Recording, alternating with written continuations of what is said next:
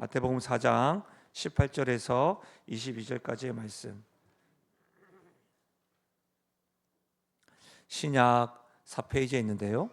마태복음 4장 18절에서 22절까지의 말씀을 한 절씩 교독하시고 마지막 절은 합독하겠습니다. 18절입니다. 갈릴리 해변에 다니시다가 두 형제 곧 베드로라 하는 시몬과 그의 형제 안드레가 바다에 금을 던지는 것을 보시니 그들은 어부라. 말씀하시되 나를 따라오라. 내가 너희를 사람을 낚는 어부가 되게 하리라 하시니 그들이 곧 그물을 버려두고 예수를 따르리라.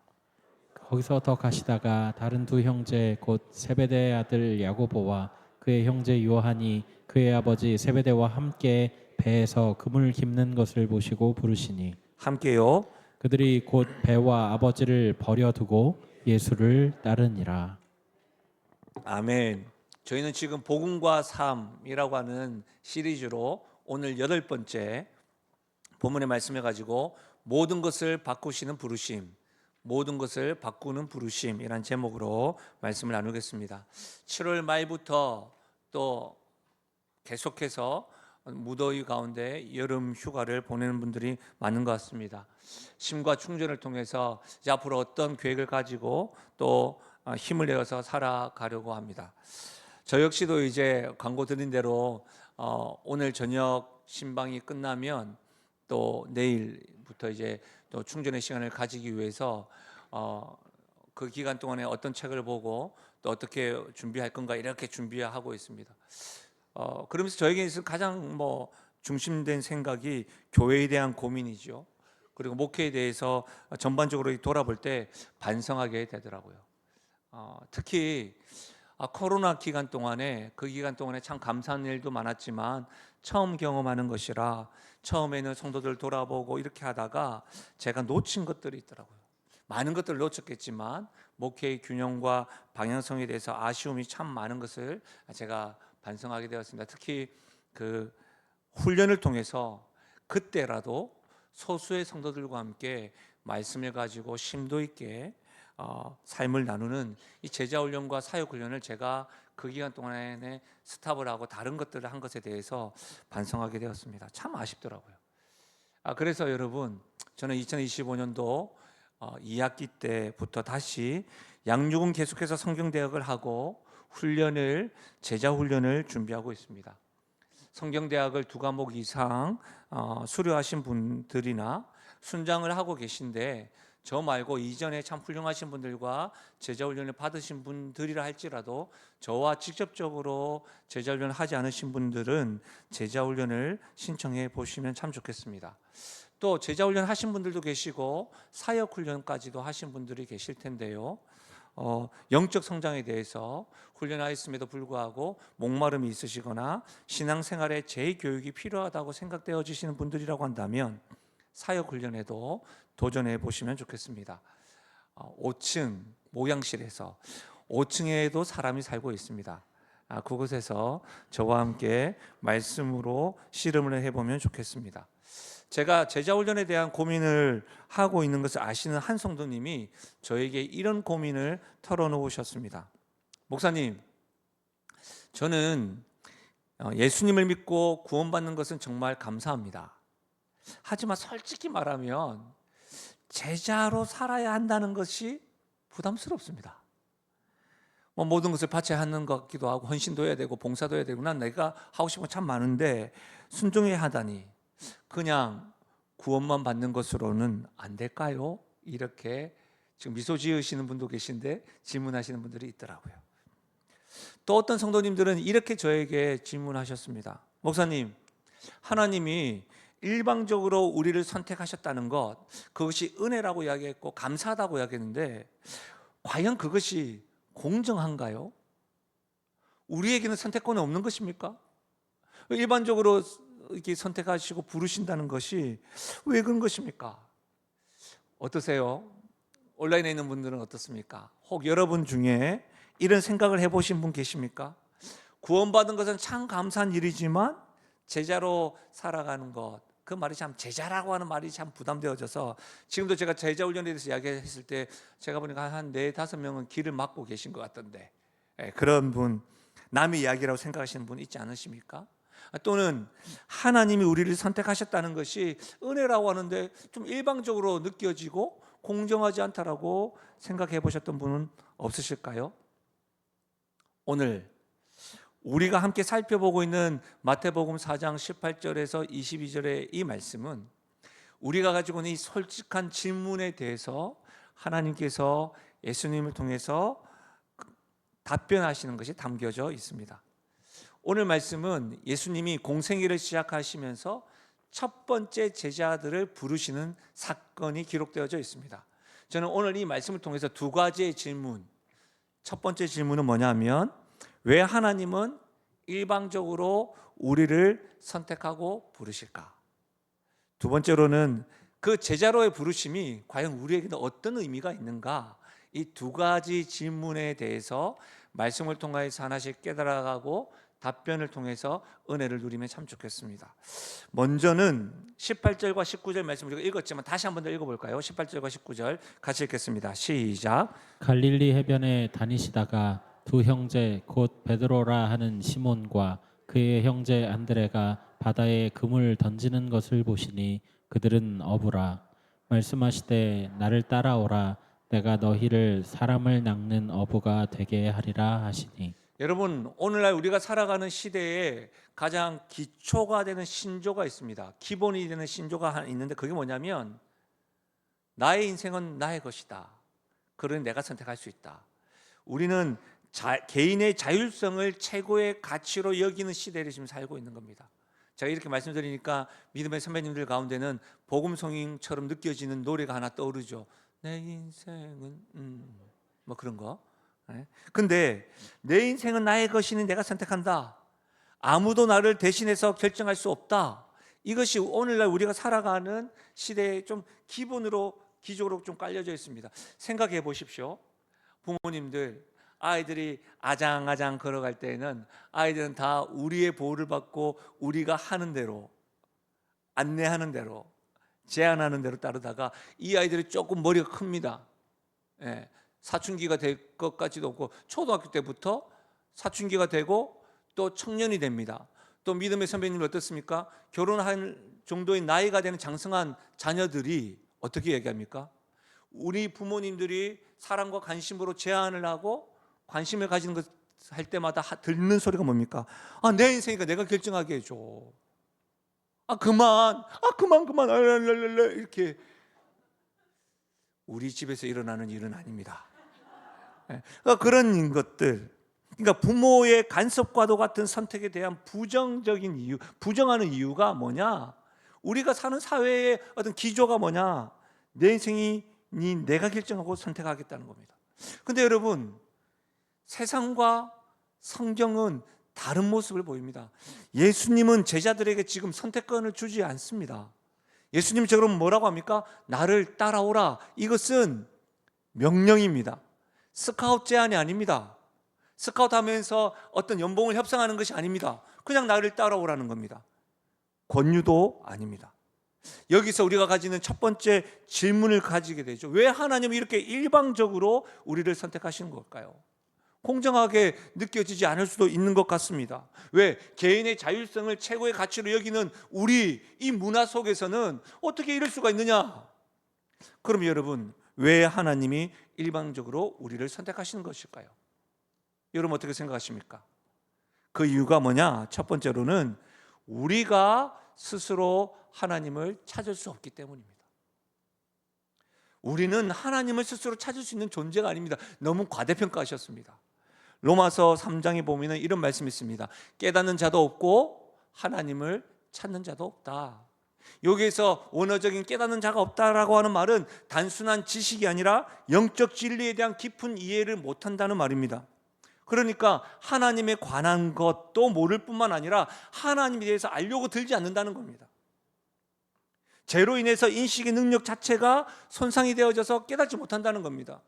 먹고 살기 바쁘다는 거예요. 나에게 있어서 하나님이라는 존재가 나에게 있어서 가장 중요하다고 생각하지 않는다는 거예요. 여러분, 그러면 많은 사람들이 종교 행위를 합니다. 종교 행위를 하는 것이 하나님을 찾는 것이 아니냐라고 질문할 수가 있습니다. 여러분, 우리 하나님은, 저는 속을 수가 있지만 우리 하나님은 만왕의 왕이시고 중심을 보시는 분이십니다. 만약 우리 모두가 종교 생활을 열심을 통해서 하나님을 찾는다고 하는데, 중심을 보시는 하나님께서는 우리가 복을 받기 위해서 종교 생활을 한다든지, 내가 이렇게 종교 생활을 하지 않으면 불안해서 안정감을 위해서 한다든지, 내가 이 그룹에 속해가지고 종교 생활을 통해서 나름의 어떤 네트워크를 형성해서 사회적 소속감을 받기 위해서 한다든지, 내가 도덕적인 우월감을 갖기 위해서 종교 행위를 열심히 하는 것, 그것을 우리 하나님은 속지 않고 아신다는 겁니다. 진정으로 하나님 자체를 추구하지 않고 하나님과의 관계의 회복을 위해서나 하나님의 뜻에 순종하려고 하는 마음은 없이 오직 자기의 욕망과 욕구를 채우기 위한 종교 생활을 열심히 하는 것, 그것은 깨닫는 자도 없고 하나님을 찾는 것이 아니라는 겁니다. 여러분, 시편에는 이와 같은 것들에 대해서 너무나도 선명하게 지적합니다. 시편 53편인데요, 어리석은 자는 그 마음에 이르기를 하나님이 없다 하도다. 그들은 부패하며 가증한 악을 행하며 선을 행하는 자가 없도다. 하나님이 하늘에서 인생을 굽어 살피사 지각이 있는 자와 하나님을 찾는 자가 있는가 보려 하신즉 각기 물러가 함께 더러운 자가 되고 선을 행하는 자가 없으니 한 사람도 없도다. 어리석은 자들은 하나님 없다고 이야기할 뿐만 아니라 하나님이 정말로 나를 찾는 자가 있나 살펴봤더니 없다는 겁니다. 여러분, 철학자들, 교육학자들은 사람의 무지는 교육을 통해서 진리를 발견할 수 있다라고 이야기를 합니다. 철학자 플라톤 같은 경우는 그 교육을 통해서 진리를 발견할 수 있다라는 것을 동굴 예화를 통해서 설명을 합니다. 그 동굴에서 개인 스스로가 길을 발견하고 교육을 할 때 발견할 수 있다는 겁니다. 여러분, 한번 생각해 보세요. 1세기에 지금 갈릴리 어부인 베드로와 요한이 정말로 하나님 나라에 대해서, 영생에 대해서, 구원에 대해서 뭘 알고 있었을까요? 그들이 스스로 이런 것들을 추구하면서 알고 싶어, 하나님 나라에 대해서, 구원에 대해서 난 목말라, 이런 간절함을 가지고 추구해야 될 이유가 있었겠습니까? 여러분, 그거 아세요? 우리는 모르는 것을 선택할 수가 없어요.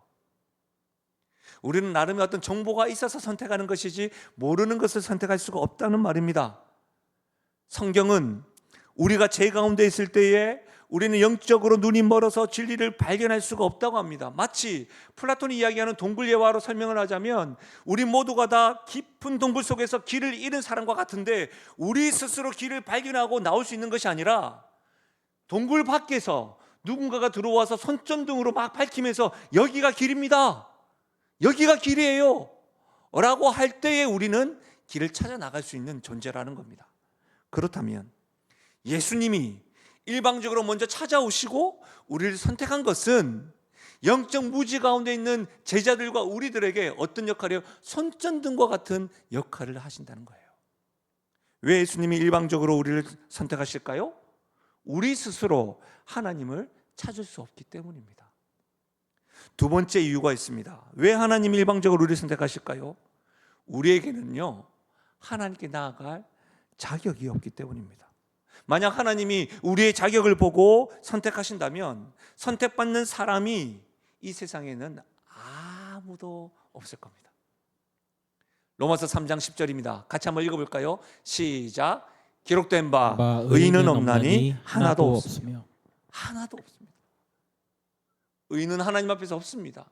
의인으로서 의인된 자격으로 하나님께 부르심을 받을 사람은 하나도 없다는 말입니다. 여러분, 오늘 베드로와 안드레를 보십시오. 그들이 무슨 자격이 있습니까? 제자가 될 수 있는 신학 교육도 받지 않았습니다. 특별히 여러분, 이 모습에서 그들이 어부 생활을 하고 있는 이 모습에서 그들의 경건의 모습과 경건의 능력을 발견할 수가 있습니까? 아닙니다. 그저 평범한 어부들이었습니다. 하나님의 선택은 우리의 자격이 아니라 하나님의 사랑에 근거하여 우리를 선택합니다. 여러분, 부모가 아기를 사랑할 때 아이의 동의를 구하지 않습니다. 물론 아기가 나를 사랑해 주세요 이렇게 하면서 칭얼거리기도 하고 똥을 싸기도 하고, 죄송합니다, 뭐 이렇게 칭얼거리고 뭐 이렇게 합니다. 그렇죠?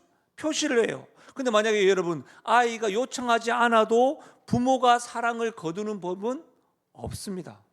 이렇게 따지고 보면 사랑은 본질적으로 일방적입니다. 예수님의 선택도 마찬가지입니다. 우리가 요청하지 않았다고 해서, 우리에게 자격이 없다고 해서 그분의 사랑이 부당한 것이 아니라는 겁니다.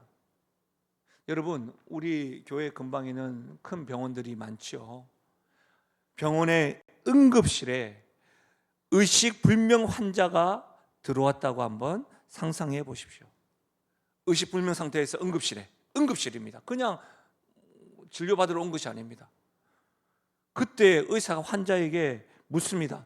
수술에 동의하시겠습니까? 여러분, 환자가 대답할 수 없는 의식불명의 상태입니다. 그러면 의사가 어떻게 할까요? 퀴즈입니다. 첫 번째, 환자가 깨어날 때까지 기다린다. 지금 의식불명의 상태인데. 두 번째, 환자의 생명을 구하기 위해서 즉시 응급 상태니까 수술한다. 1번일까요? 2번일까요? 2번이죠. 제가 오늘 일부 예배 때 설교하고 났더니 이런 피드백이 있었습니다. 그 설교를 듣는 순간 그래도 보호자한테 연락을 해야 되는 거 아니냐. 그리고 또 보호자가 없으면 각 기관한테, 저는 지금 그걸 이야기하는 거 있는 게 아니고, 혹 그것 때문에 또 이 말씀에 부딪히고 시험 들지 마시고, 제가 그것만 응급 상태에서 의사가 책임을 지고 수술을 살려야 되니까.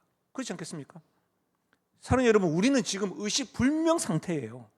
하나님이 개입하지 않으셨다면 우리는 영원히 죽은 상태로 남아서 이 땅에서 그냥 그렇게 살아가는 존재가 될 것입니다. 영혼이 없이 그냥 이렇게. 그래서 어떻게 해요? 하나님이 일방적으로 먼저 선택하시고 찾아오신 것입니다. 이것을 어떻게 불공정하다고 이야기할 수가 있겠습니까? 이것은 불공정한 것이 아니라 놀라운 은혜입니다. 은혜라고 하는 단어에는 받을 자격이 없는 사람에게 주어지는 것이 은혜입니다. 만약 우리가 자격이 있어서 하나님의 선택을 받았다고 한다면 그것은 은혜가 아니라 대가죠. 당연한 대가인 거죠. 내가 자격이 있는데 뭐. 여러분, 저는 오늘 두 가지 질문으로부터 설교를 시작했습니다. 왜 하나님은 일방적으로 우리를 선택하시고 부르셨을까? 이 질문에 답을 찾으셨습니까? 우리는 스스로 하나님을 찾을 수가 없고, 우리에게는 하나님께 나아갈 자격이 없기에 하나님께서 우리를 먼저 선택하시고 우리를 찾아오셨다는 것입니다. 이것은 불공정한 것이 아니라 하나님의 우리를 향한 사랑에 근거한 은혜임을 믿을 수 있기를 바랍니다. 두 번째 질문, 그렇다면 하나님의 부르심은 어떤 의미가 있을까요? 하나님이 우리를 제자로 부르시는 것은 어떤 의미가 있을까요? 어떤 분이 이런 질문을 합니다. 하나님이 일방적으로 선택하신 것을 은혜로 구원받은 것은 알겠습니다. 내가 예수님을 믿고 구원받았고 천국에 갈 수 있는데 이것으로 부족합니까? 내가 뭘 추가로 또 헌신해야 하는 걸까요? 여러분의 생각은 어떠십니까? 예수 믿고 천국 가는 것으로 뭐 충분한데 왜 또 제자가 되라고 이야기하시냐? 이런 것 아니겠습니까? 여러분, 이 질문은 구원과 제자도에 대한 분리하려고 하는 시도에서 나온 생각입니다. 좀 잘못된 오해입니다. 성경에서 말하는 진정한 구원은 죄로 인하여 심판받았던 것을 단지 살려놓은 것으로 끝나지 않습니다. 죄의 심판에 대해서 심판받지 않는 자로 구원 건져낸 것으로 끝나지 않습니다. 이런 겁니다. 예를 들면 죽어 있는 자를 살려놓고 알아서 살아라, 안녕, 이렇게 두지 않는다는 겁니다. 그것이 성경에서 말하는 구원이 아닙니다. 성경에서 근본적인 구원의 개념은 하나님과의 회복된 관계를 의미합니다. 창세기를 한번 생각해 보겠습니다. 창세기 1장에는 에덴 동산을 통해서 하나님께서 이 1장과 2장에 아름다운 천국을 우리에게 경험하게 하셨습니다. 하나님과의 천국의 모습은 남녀가 벌거벗어도 부끄러워하지 않습니다. 너무너무 사랑의 관계입니다. 그리고 누구와요? 하나님과 거닐면서 교제를 합니다. 죄로 인하여 어떤 것이 파괴되었냐면 하나님이 두려워서 숨기 시작합니다. 하나님과의 관계가 즐겁게 거닐었던 관계가 죄로 인해서 관계가 파괴되어져서 숨기 시작하고 두려워하는 존재가 되는 겁니다. 이렇게만 관계가 부서진 것이 아니라 벌거벗어도 부끄러워하지 않았던 남녀의 관계, 사랑하는 관계가 어떻게 돼요? 옷을 입게 되고 자기 것을 강조하게 되고 자기의 유익만을 구하게 되고 심지어 사람을 죽이기까지 하는 관계가 파괴되어지는 겁니다. 자연과의 관계도 파괴되어진 것입니다. 이 모든 관계가 다 파괴되어진 것입니다. 그럼 구원은 뭐냐? 골로새서 1장 20절에 기록되어진 대로 하나님께서 구속하게 하신 것은 만물, all things, 단지 우리 영혼 구원만을 위해서가 아니라 하나님과의 관계를 진정으로 회복시키는 것이 구원입니다. 그러면 여러분, 하나님과 함께 한다는 것에서 중요한 건 뭘까요? 사랑하는 사람과 함께 한다는 것은 친밀하게 함께 하는 걸 의미합니다. 그것이 관계의 회복입니다. 결혼을 한번 생각해 보십시오. 결혼을 하는 사람들에게서는 혼인 증명서를 작성하는 것이 결혼의 목적이 아닙니다. 결혼의 목적은 사랑하는 사람과 평생 함께 하는 겁니다. 마찬가지로 여러분, 구원받는 것의 목적은 사랑하는 하나님과 영원히 함께 사는 것입니다. 함께 산다는 것은 필연적으로 하나님의 뜻에 따라서 사는 것을 이야기합니다. 다시 말하면 뭐예요? 구원받았다는 것은 하나님과 함께 하는 것인데 필연적으로 어떻게 해요? 그분의 뜻을 따라 사는 것, 제자가 되는 것이라는 거예요. 타국에 살아가는 분들 이야기를 들어보면, 특별히 선진국에서 살아가시는 분들의 이야기 들어보면 그들에게 있어서 가장 큰 이슈가 뭔지 아세요? 제가 외국에 있을 때에 그 성도님들과 신방을 했을 때 가장 1호의 기도 제목은 영주권과 시민권을 받는 겁니다. 영주권과 시민권을 받아야지만 모든 복지권을 누리는 거예요. 모든 그 혜택이 있기 때문에. 그것을 위해서는요, 작은 교회나 구역이나 순에서 그걸 위해 얼마나 노력을 하고 기도하는지 모릅니다. 우리 한번 생각을 해보자는 거죠. 만약 우리 모두가 다 미국에 살면서 미국의 시민권을 얻었다고 생각해봐요. 그러면 난리 법석이 날 겁니다. 와, 잘됐다. 로 끝날까요? 아닙니다. 이제 시민권자가 되었으니까 뭐 해야 됩니까? 투표할 의무가 있습니다. 또 어떻게 되야 됩니까? 시민이 되었으니까 세금을 낼 의무가 있습니다. 미국 같은 경우는 52개 주의 각 주마다 법률이 다르지만 어떻게 법을 지켜야 될 의무가 있습니다. 내가 이 나라의 시민이니까 이 나라가 위기에 처하면 그 위기에 처한 것을 같이 도울 의무가 있습니다. 무슨 말이에요, 여러분? 시민권자가 누리는 권리와 더불어서 항상 뭐가 동반적으로 의무가 뒤따르는 겁니다. 하나님을 믿는 우리는 하나님의 자녀가 된 권세를 누립니다. 영원한 아버지로서 아버지를 아버지라고 부르고 기도의 응답도 누리고 영원한 천국에 대한 권세도 누리지만 하나님 나라에서 살아가는 의무도 동시에 있는 것입니다. 마찬가지죠. 우리가 예수님께서 우리를 위해 사신 일, 십자가의 죽으심과 부활을 믿음으로 하나님 나라의 시민권자가 되고 구원받은 사람이 되고 하나님의 자녀가 되는 것도 마찬가지라는 거예요. 권리와 함께 의무로 살아가야 된다는 겁니다. 그렇다면 여러분, 하나님의 부르심에 대한 우리의 관점이 좀 달라져야 합니다. 권리만 있는 것이 아니라 의무도 누려야 된다는 것을 한다면 이런 관점이 바뀌어야 되는 것이죠. 제자의 부르심은 부담이 아니라 특권이라는 겁니다. 여러분, 많은 그리스도인들이 제자로 살아가는 것을 사실 부담으로 느낍니다. 하지만 성경은 제자는 부담이 아니라 특권이라고 이야기하는 겁니다. 그런데 여러분, 실제로 제자에게는 누가 있어요? 스승이 있잖아요. 한번 생각해 보자요. 그 특권에 대한 부분을 생각해 보자면 이 스승이 누구인지에 따라서, 스승의 격에 따라서 제자의 특권도 달라지는 경우가 있습니다. 예를 한번 들어볼까요? 노벨 문학상을 수상한 교수 밑에 있는 제자가 본인을 소개할 때 이렇게 얘기하죠. 저는 노벨 문학상 수상하신 어느 교수님의 제자입니다 라고 할 경우에 반응이 어떨까요? 우와! 여러분 잘 모르시나? 그렇게 하죠. 우와, 대단하다. 그리고 그 제자가 그 교수님의 추천서를 받는 것은 굉장히 위력이 있을 겁니다. 그 연구 기획도 받을 것이고. 근데 여러분 생각해 보십시오. 제가 문학 수상을 했다고 했는데 그 문학과 관련된 분야에서만 우와 할 거라고요. 그리고 그 교수님이 은퇴하시면 점점 그분의 영향력은 줄어들게 될 겁니다.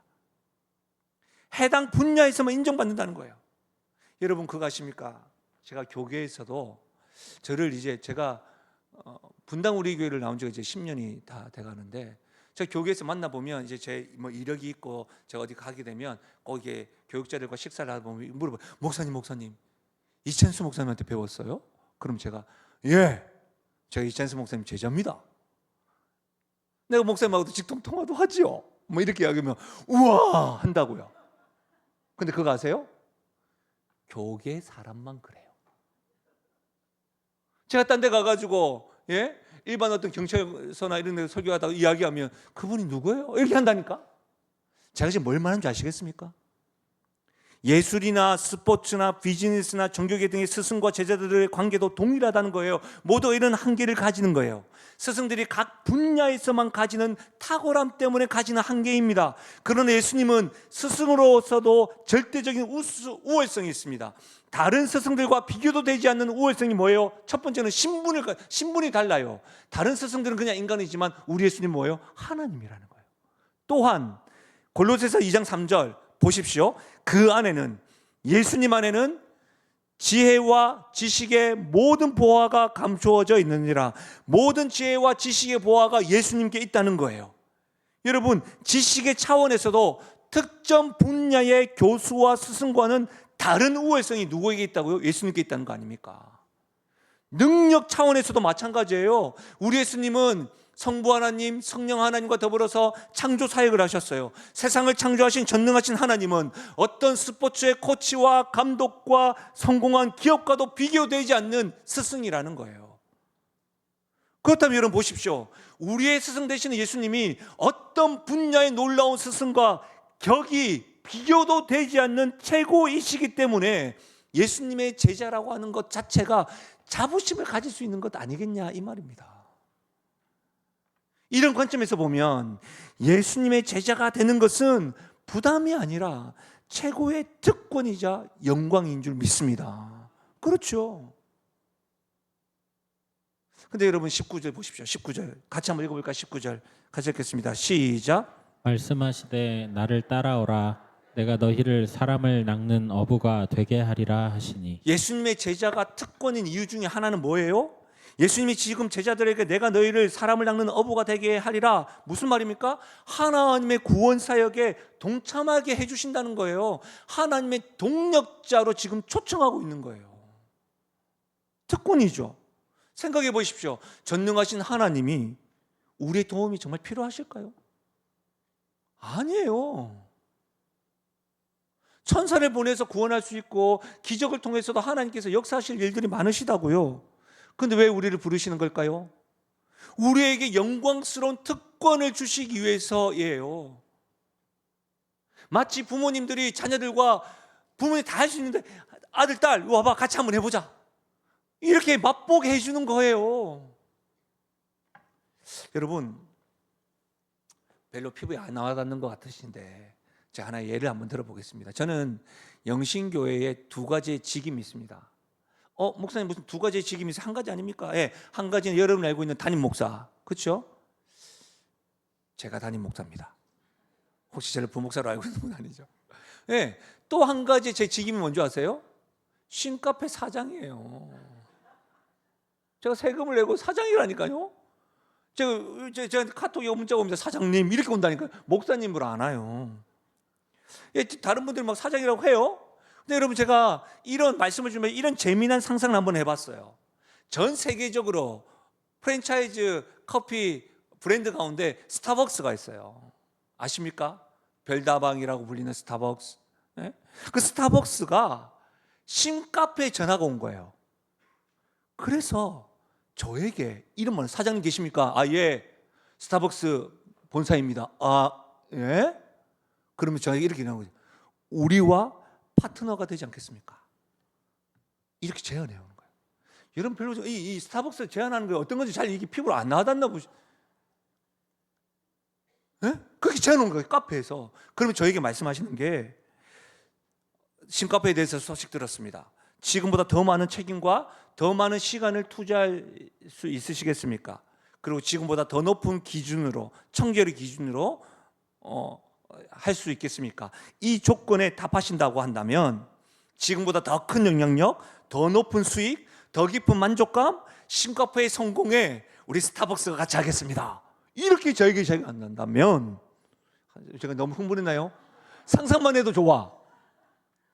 그러면 여러분 이 스타벅스가 제안하는 이 조건으로 제안하는 것 제가 부담으로 느낄까요? 아니면 스타벅스와 파트너십을 가지는 카페 사장으로서의 특권을 가질까요? 특권이죠. 막 자랑할 거예요. 다른 카페 막 다니면서 막. 에? 사랑하는 여러분, 예수님의 제자가 되는 것도 마찬가지입니다. 그냥 무리와 성도로 있는 것보다 더 큰 책임이 있지만 하나님의 역사를 바꾸는 영향력이 있는 거예요. 더 많은 헌신이 필요하지만 하나님 나라의 영원한 가치를 만들어 가는 거예요. 더 높은 기준이 있지만 하나님이 더하시는 참된 만족과 기쁨을 경험하게 된 줄로 믿습니다. 여러분, 빅터 프랭클린 죽음의 수용소로 알려져 있는 그분의 또 다른 책에서 그분은 이렇게 말했습니다. 인생은 프로이드가 믿었던 것처럼 주로 쾌락을 추구하는 것도 아니요, 알프레드 아들러가 가르친 것처럼 권력을 추구하는 것도 아니며 의무를 추구하는 것이다.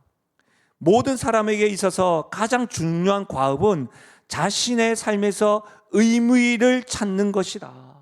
의미를 찾는 것. 여러분, 현대인들이 가장 고민하는 게 무엇입니까? 믿음의 선배님, 점점 연세가 드시면서 삶에 대해서 나의 삶의 의미는 무엇이 있는가? 이것은 나의 많고 적음을 떠나서 내가 하는 직업이나 내가 지금 관계 맺는 것이나 내가 생활하는 것, 모든 것에서 내가 왜 사는가? 내가 왜 이것을 하는가? 이것이 무슨 의미가 있는가? 이것이 가장 중요하지 않겠습니까? 여러분 어떠세요? 사랑하는 여러분, 제자로 부르심을 받은 사람은 내가 왜 사는가? 무슨 의미가 있는가? 이 질문에 대한 명확한 답을 가지고 있는 거예요.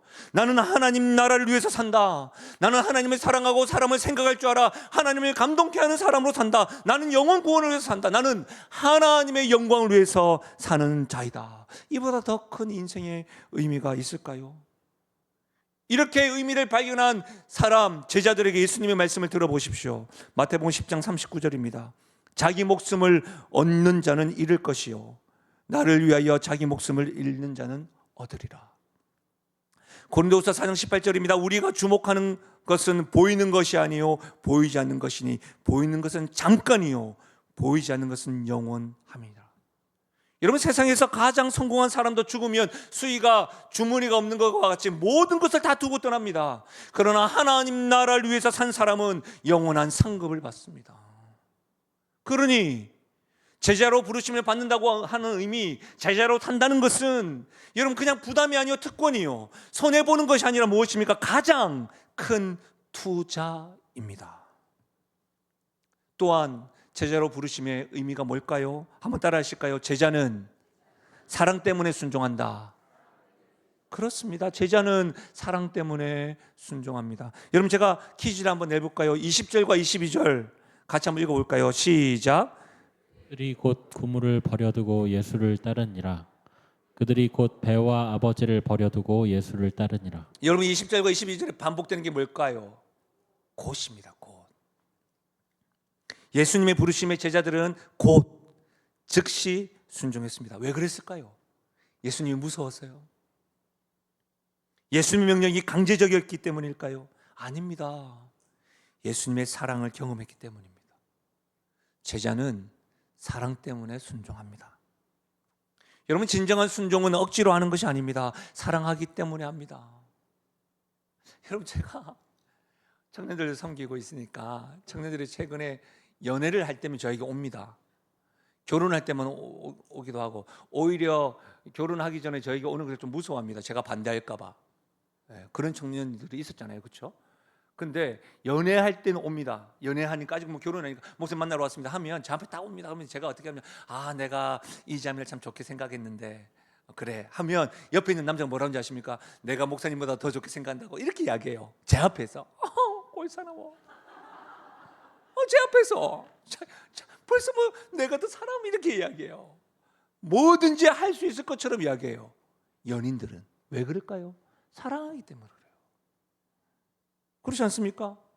어제 제가 금토 안양일침교회 청년집회 수련회를 인도하고 또 우리 저녁 늦은 시간까지 우리 교회 청년들 인도하고 토요일 날 또 주일 말씀 준비하기 위해서 인도하고 이렇게 왔어요.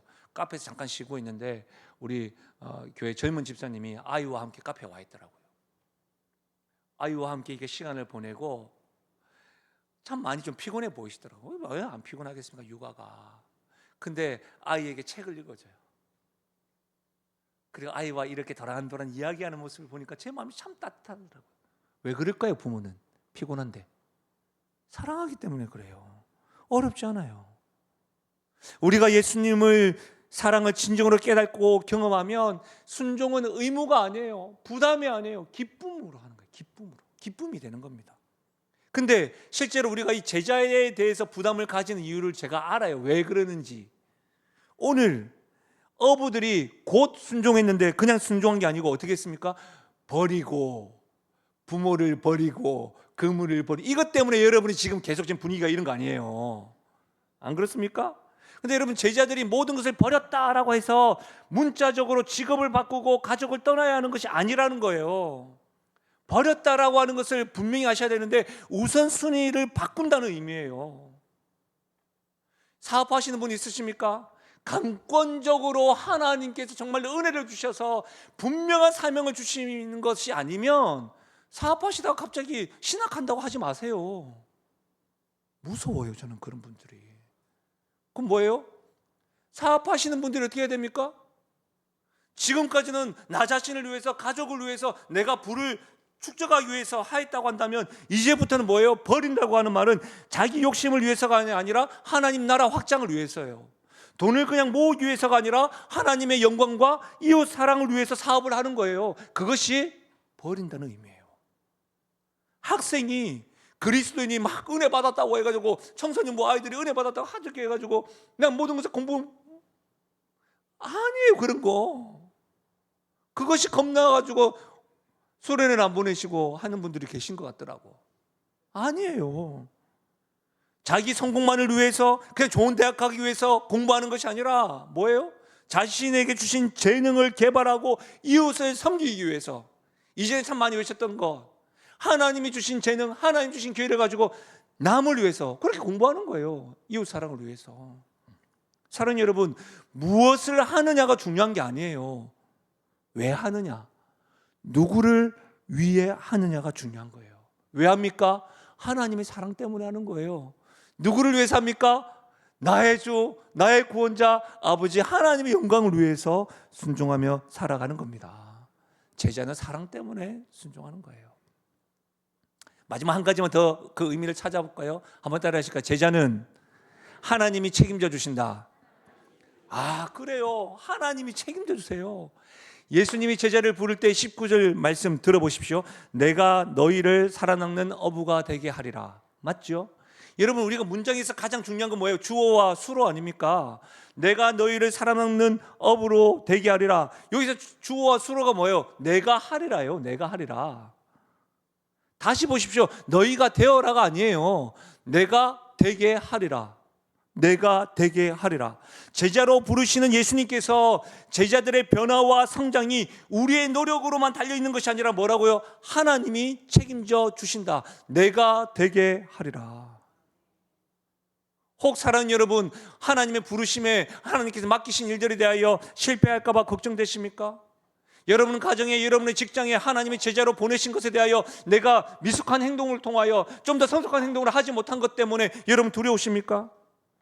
능력과 재능이 부족한데 내가 참으로 그리스도인 부모로서, 제자된 사람으로서, 하나님을 아는 사람으로서 그의 삶과 길을 감당할 수 있을까? 두려워할 필요 없다는 거예요. 왜냐하면 하나님께서 함께 하시고 책임져 주시기 때문입니다. 여러분, 제가 첫 아이를 제가 출산한 건 아니고 첫 아이를 이렇게 하나님께 주실 때에 여러분 하나님 주실 때부터 제가 뭐 한 줄 아세요? 저는 농담도 유머도 책으로 배우는 사람인데 책을 막 사보기 시작했어요. 한 3살, 4살쯤 됐다 보니까 아이들이 막 우리를 막 힘들게 하더라고. 근데 제가 어떤 책을 고른 줄 아십니까? 나를 미치게 하는 아이. 그 책을 보면서 막 배웠다고요. 근데 여러분, 제가 첫 아이를 맞이하면서 양육하기 위해서 책을 가지고 막 준비하고 뭐 여러 가지 것들 알아보고 했는데도요, 여러분 늘 부족하더라고요. 부모님은 제 말 무슨 말이신지 알 거예요. 모든 부모는 아이를 키우면서 부모가 되는 법을 배우지 아무리 준비해도 완전하게 안 돼요. 그렇지 않습니까? 아이를 키우면서 내 안에 이런 모습이 있는지 막 깨닫고, 나는 왜 이러구나, 난 사랑이 없구나, 때로는 아이한테 위로를 받기도 하고.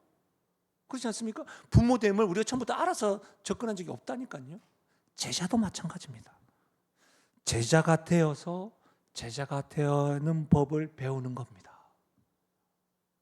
하나님의 자녀가 딱 되고 끝이 아니라 자녀가 되고 난 이후에 계속해서 말씀을 듣고 훈련을 받고 계속해서 프랙티스 연습을 하고 실현하고 그렇게 되는 거라고. 너무너무 놀라운 거, 하나님께서 제자들을 책임져 주신다고 했는데 우리 예수님 그냥 부르고 끝 아니에요. 빌립보서 1장 6절 이런 말씀은 딱 별표하고 마킹 해놓고 해놔야 돼요. 같이 읽겠습니다. 시작. 착한 일을 시작하신 이가 그리스도 예수의 날까지 이루실 줄을 우리는 확신하노라. 너희 안에서 착한 일을 시작하신 이가 그리스도 예수의 날까지, 이 말이 뭐예요?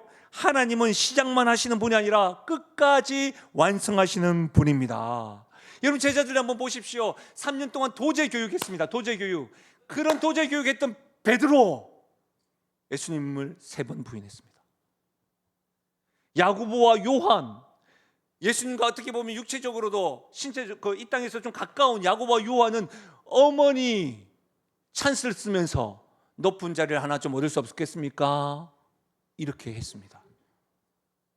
예수님에게 3년 동안 계속해서 지도를 받고 제자 훈련을 받고 심지어는 예수님께서 죽기 직전까지 최후의 만찬을 통해서도 내가 십자가에 죽고 부활을 할 것이다 라고 했던 제자들은 예수님 십자가 당시에 다 도망갔습니다. 그런 제자들을 복음서에서, 요한복음에서 배웠잖아요. 예수님이 먼저 찾아와가지고 두려워서 문을 다 닫고 있는 그들에게 평안하냐 찾아오시고, 내가 너를 사랑하는데 너는 날 사랑하느냐, 계속해서 어떻게 해요? 책임져 주셔요. 복음서와 사도행전을 보십시오. 하나님께서는 그 제자를 변화시키고 성장시키시면서 살아먹는 업으로 계속해서 사용하셨다는 겁니다. 그 사실이 진짜라고 한다면 하나님이 성도로, 하나님 자녀로 부르는 우리들을, 제자로 부르는 우리들에게도 마찬가지입니다. 하나님이 시작하신 일은 하나님이 끝까지 완성하실 줄 믿습니다. 두려워하지 마십시오. 여러분의 가정에서, 직장에서, 여러분의 삶의 영역에서 여러분을 하나님이 자녀요 제자로 보내시는데, 여러분을 통해서 그 가정이, 그 직장이 하나님 나라의 통치와 기쁨과 즐거움을 누리게 하시려고 살아남는 업으로 부르시고 보내시는데, 여러분의 역할 때문에, 여러분의 부족함 때문에, 여러분의 연약함 때문에 두려워하지 마십시오. 내가 되게 하리라. 이렇게 책임져 주시는 그 하나님을 신뢰하며 나아가시는 우리 모두가 되시기를 주님의 이름으로 축원합니다. 말씀을 마무리하겠습니다. 오늘 저는 2가지의 질문, 하나님의 부르심이 왜 필요한가? 왜 하나님이 일방적으로 우리를 부르시는가? 그리고 그 제자로 부르심의 의미를 살펴보았습니다. 하나님의 부르심은 불공정한 것이 아니라 하나님의 사랑에 근거한 놀라운 은혜라는 것을 우리는 배웠습니다. 부담이 아닙니다. 이것은 영광스러운 특권입니다. 억지로 하는 것이 아닙니다. 주님의 십자가의 사랑과 부활의 능력을 아는 그 사랑 때문에 사랑의 응답으로 하는 겁니다. 나 혼자 있는 것 같지만, 내 가정에서, 내 직장에서 나 혼자 있는 것 같지만 혼자 감당하는 것이 아니라 내가 되게 하리라. 세상 끝날까지 내가 너희와 함께 하리라. 하나님이 함께 하시는 것이죠. 그렇다면 이제 우리에게 남은 질문 하나가 있습니다. 여러분은 어떻게 응답하시겠습니까? 예수님은 오늘도 우리를 부르고 계십니다. 나를 따라오라. 내가 너를 살아남는 어부가 되게 하리라. 이 주님의 부르심에 여러분은 오늘 어떻게 응답하시겠습니까? 하나님의 부르심을 오늘부터는 특권으로 여기십시다. 오늘부터는 놀라운 은혜로 받아들일 수 있길 바랍니다. 감당할 수 없을 때, 두려울 때에도 하나님께서 함께 하신다. 하나님이 책임져 주신다. 하나님의 사랑 때문에 순종하는 제자로 살아가겠습니다. 이 응답이 사랑하는 성도의 응답이요, 53주년을 맞이하는 영신교회가 이 응답으로 제자된 교회 되기를 주님의 이름으로 축원합니다. 우리 이 시간에 이 말씀을 생각하면서 우리 찬양으로 말씀에 반응하고 말씀에 응답하는 기도로 고백하며 나아가십시다. 하나님의 부르심에는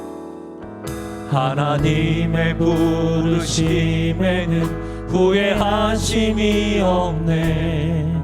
내가 이 자리에 선 것도 주의 부르심이라. 하나님의 부르심에는 결코 실수가 없네. 결코 실수가 없네. 나를 부르신 하나님의 진실하심을 우리 다시 한 번 더 고백하며 나갈까요? 하나님의 부르심에는 후회하심이 없네. 내가 이 자리에 선 것도 주의 부르심이라. 하나님의 부르심에는 결코 실수가 없네. 나를 부르신 하나님의 진실하심을 믿네. 아멘. 날 부르신 듯 내 생각보다 크고 날 향한 계획 나의 지혜로 측량 못하나 가장 좋은 길로 가장 완전한 길로 오늘도 날 이끄십니다. 우리 2절입니다. 작은 나를 부르신 뜻을 나는 알 수 없지만 오직 감사와 순종으로 주의 길을 가리라. 때론 내가 연약해져도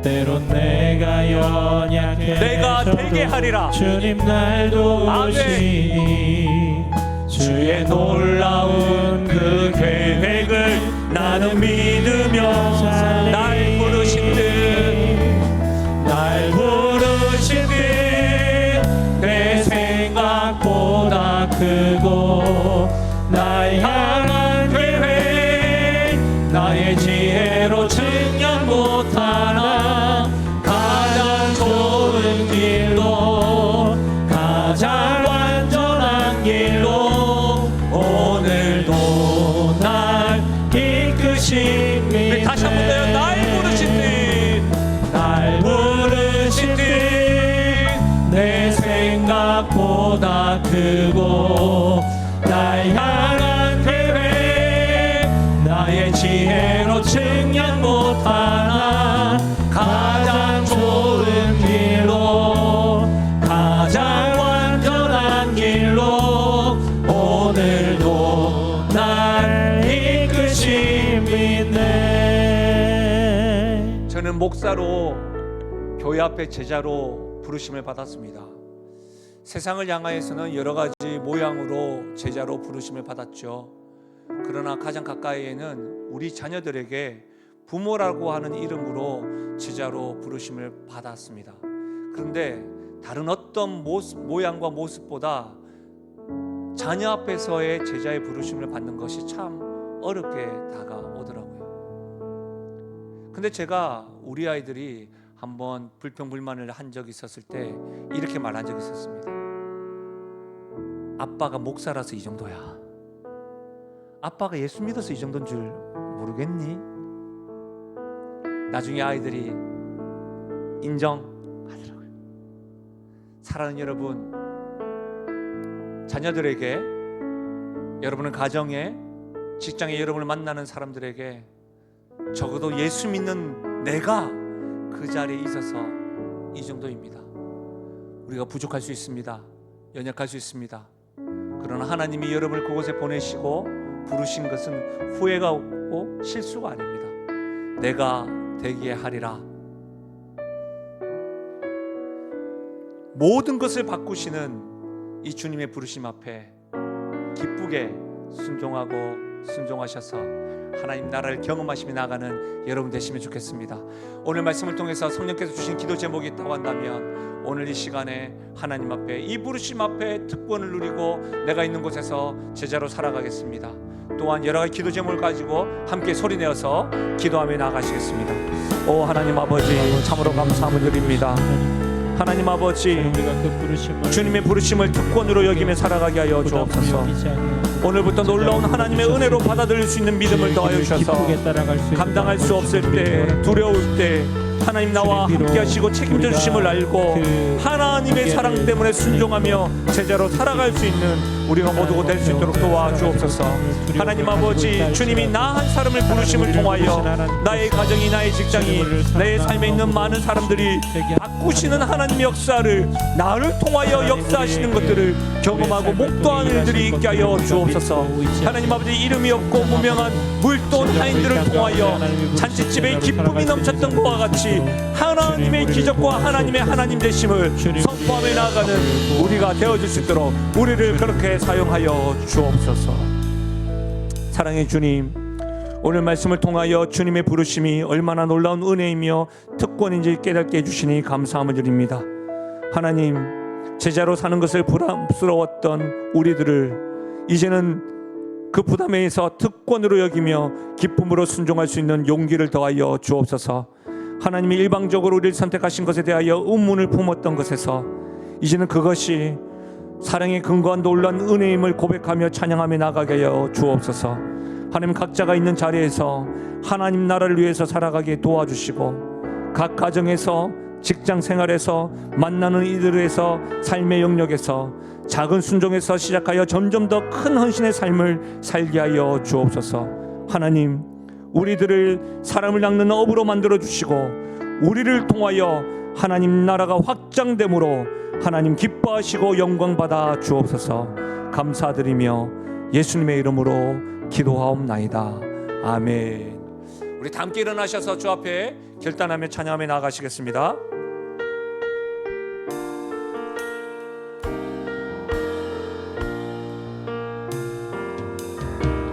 나의 평생에 가장 작은 일은 내가 예수님을 만난 것이라. 나의 평생에 가장 잘한 일은 내가 예수님을 주로 섬긴 것이라. 이 세상 살 동안 내가 걷는 길이 때론 험하여서 사랑하는 여러분, 그럴 때에도 주의 강한 손이 나를 붙드시니 나는 예수님만 주로 섬기며 살리. 우리 전심을 다하여 이렇게 고백하며 나아가실까요? 나는 주를 섬기는 것에 후회가 없습니다. 내가 걸어온 모든 시간 다 주의 은혜니 내가 걸어갈 모든 날도 주만 섬기며 살리. 오직 예수 이름 부르며 살아가리라. 이것이 나의 간증이요 이것이 나의 찬송일세. 나 사는 동안 끊임없이 구주를 찬송하리로. 나 사는 동안 끊임없이 구주를 찬송하리로다. 하나님은 세상으로부터 우리를 하나님 자녀로 부르시고 세상으로 예수 그리스도의 제자로 보내십니다. 그 부르심에 합당하게 순종하며 살아가시는 한 주간 되시길 바랍니다. 하나님의 복을 받겠습니다. 지금 우리 주 예수 그리스도의 은혜와 하나님 아버지의 무한하신 사랑과 성령 하나님의 위로 교통하심 충만하신 역사가 오늘 하나님의 선택과 부르심 앞에 기쁘고 즐겁게 주님 대기하시리라고 하는 그 약속된 말씀을 믿고 제자로 살아가기로 결단하고 다짐하며 나아가는 사랑하는 주의 백성들 머리 위에와 그들의 가정과 생업과 기도 제목 위에, 특별히 사랑하는 다음 세대 머리 위에 지금으로부터 영원토록 함께 하시기를 축원하옵나이다. 아멘.